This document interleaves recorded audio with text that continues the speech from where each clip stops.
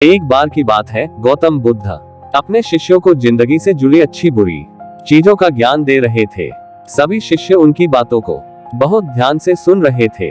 उन सभी में एक शिष्य ऐसा था जिसे प्रश्न पूछने की बहुत आदत थी। वो उठकर गौतम बुद्ध के पास गया और उनसे बोला, आप हमें जिंदगी के बारे में जो कुछ सिखा रहे हैं उस सब का क्या फायदा, क्योंकि हम में से बहुत से बच्चों को ये भी नहीं पता कि हमारे जीवन का मूल्य क्या है और ये जीवन हमारे लिए कितना कीमती है।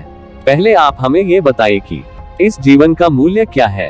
अपने शिष्य की बात सुनकर गौतम बुद्ध अपने कक्ष में गए और एक चमकता हुआ पत्थर का टुकड़ा लेकर आए। वो टुकड़ा उन्होंने अपने शिष्य को दिया और बोले, मैं तुम्हें इस जीवन का मूल्य तब बताऊंगा जब तुम इस पत्थर का सही मूल्य पता लगाकर आओगे। साथ ही ये ध्यान रखना कि तुम्हें ये पत्थर का टुकड़ा किसी को बेचना नहीं है। गौतम बुद्ध की बात मानकर वो शिष्य बाजार की तरफ चला गया। बाजार में सबसे पहले उसकी नजर एक फल बेचने वाले पर पड़ी और उसने वो पत्थर उस फल वाले को दिखाया और बोला, इस पत्थर के बदले आप मुझे कितने फल दे सकते हो। फल वाला बोला, ये पत्थर कुछ खास तो नहीं है, लेकिन फिर भी इसके बदले मैं तुम्हें 10 केले दे सकता हूँ। वो शिष्य उस पत्थर को लेकर आगे चला गया। फिर उसे एक सब्जी वाला मिला। शिष्य ने उस सब्जी वाले से उस पत्थर की कीमत पूछी।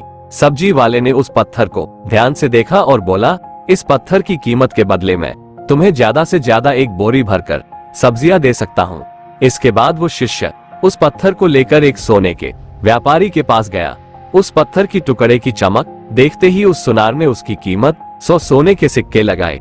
शिष्य ने वो टुकड़ा बेचने से मना किया तो वो सुनार उसके बदले 200 सोने के सिक्के देने को भी राजी हो गया, लेकिन शिष्य ने वो पत्थर नहीं बेचा। इसके बाद वो शिष्य एक हीरो के व्यापारी के पास गया और उनके सामने उसने उस पत्थर के टुकड़े को रख दिया।